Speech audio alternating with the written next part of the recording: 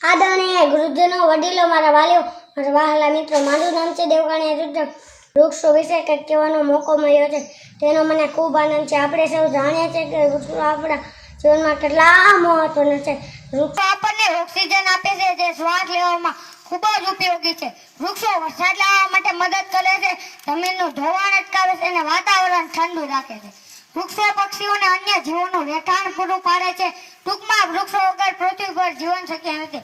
આજે આપણે જોઈ રહ્યા છીએ કે વૃક્ષો કપાઈ રહ્યા છે અને જંગલો ઓછા થઈ રહ્યા છે. તેના કારણે પર્યાવરણમાં ઘણા ફેરફારો આવી રહ્યા છે, જેમ કે ગરમી વધવી, વરસાદ ઓછો થવો અને પ્રદૂષણ વધવું.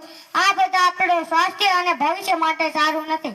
આજે જે નાના ભાઈ બહેનો શાળામાં પ્રવેશ કરી રહ્યા છે તેને પણ આપણે વૃક્ષો વિશે મહત્વ સમજાવવું જોઈએ. તો ચાલો આપણે સૌ ભેગા મળીને વધુ ને વધુ વૃક્ષો વાવીએ, આપણી પૃથ્વીને હરિયાળી અને સ્વસ્થ બનાવીએ. યાદ રાખવું, એક વૃક્ષ સો પુત્ર સમાન છે.